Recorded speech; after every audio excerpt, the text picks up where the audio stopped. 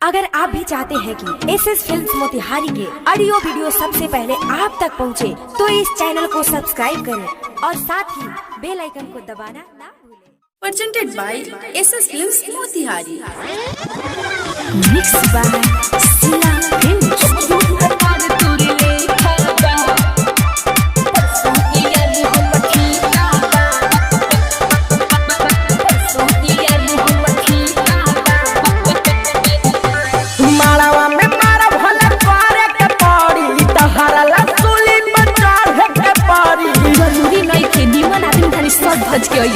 मालावा में मारा भला पारे के पारी तहरा ला सुली पर चढ़े के पारी प्यार हमारा या न देखा बा ना बुझलु का।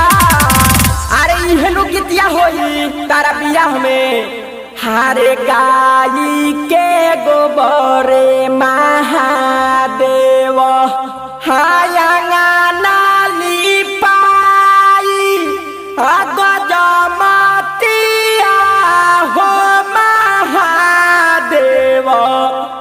चौका पुराई सुनिए शिव शिव के दहाई। परसों यार हम ठेका बा हमरो भतार तोर लेखा बा। परसों यार हम ठेका बा सावर भतार तोर लेखा बा। Recording by Sheela films Motihari. परसों यार हम ठेका बा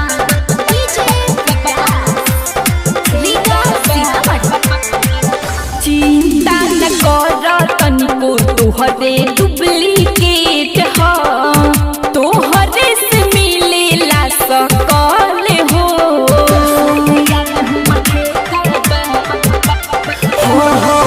कहीं से तुम्हारी अपना दिलवा के बतावा तू ही निकाला कवनो हाल हो जिनकी भरला ओकर हो जाइबू पियावा के संगे मौज उड़ाइबू एही से लागल टेकाबा। कर जा अब का करबू हारे ताही चौके बैठेले न महादेवा हाँ गइले आलसाई चुटकी बाजाई गौरा देई आली हनी मानाई सुनिए शिव शिव के दहाई। परसों यार हम ठेका बा हमरो भतार तोर लेखा बा। परसों यार हम ठेका बा सावर भतार तोर लेखा बा। Music director Shashi Singh. Music director Shashi Singh. परसों यार हम ठेका बा परसों यार हम ठेका बा। टाइगर सुजीत के भले तू ठुकराइबू मानी न फैशन फिरोज हो जाना तनी हमरो मालूम बा।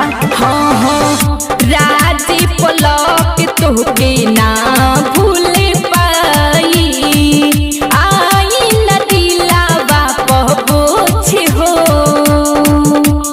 तू त बलम घर सब दिन रहबू हमर जुदाई कैसे के सहबू ई कवन तोहर तरीका जा बताइबू।